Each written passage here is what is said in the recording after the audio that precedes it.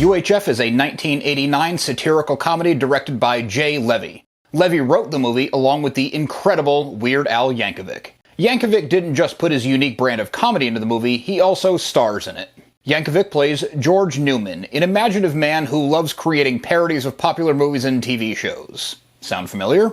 His chosen way to express himself was great for an art form, but it was bad for the more mundane things in life, like holding down a job. Newman's luck changes with his uncle Harvey Bilchick, played by Stanley Brock, when he wins a UHF TV station in a poker game. Harvey's wife convinces him to let Newman run the station, despite him having no qualifications whatsoever to do so. The station, Channel 62, is a dumpy little station on the edge of bankruptcy. The villain of the movie is R.J. Fletcher, played by Kevin McCarthy, who runs Channel 8. Fletcher wants to crush Channel 62 to increase his own media empire. Newman tries to come up with programming that would attract viewers to save the station, essentially doing things the old way and not his way. In a desperate move, Newman gives the station janitor, played by Michael Richards, a shot at a children's show. The show is a hit with its offbeat antics. Because the weird is working, Newman greenlights a bunch of other hilarious shows like Wheel of Fish and Conan the Librarian. Audiences are loving the new, bizarre direction for Channel 62. It soars in the ratings.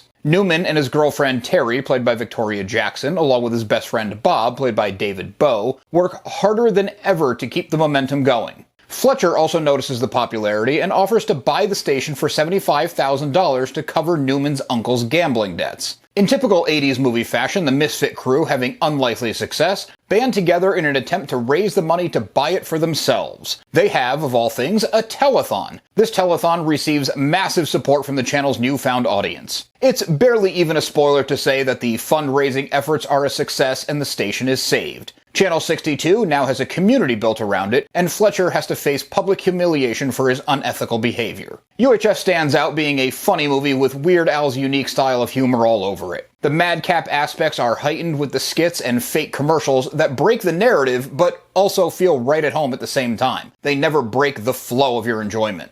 On its release, UHF was a failure by business standards. Like Channel 62, the audience eventually found it and loved it for how weird it is, making it a cult hit. The movie was made with a small budget of just $5 million.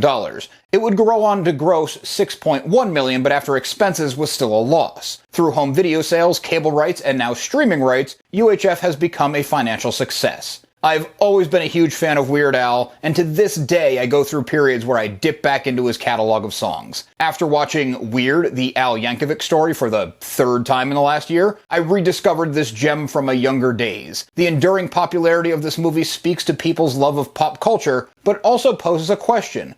Why hasn't Weird Al made more movies? Check out this video next for more of our retrospectives.